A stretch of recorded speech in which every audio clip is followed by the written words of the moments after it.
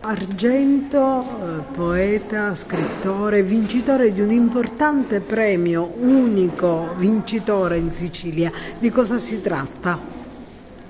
Si tratta di un premio quinquennale che si fa nella città di Bassano del Grappa ed è un premio importante perché partecipiamo tutti i poeti, uno per ogni regione d'Italia. Niente, sono talmente contento. Cosa hanno premiato?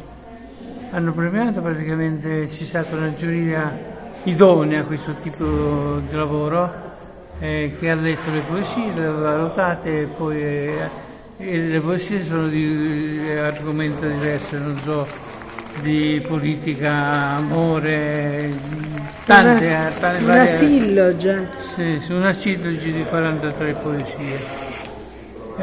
Cosa significa questo premio per lei? Per me significa fare di più e fare sempre cose nuove, almeno penso, di riuscirci in poche parole.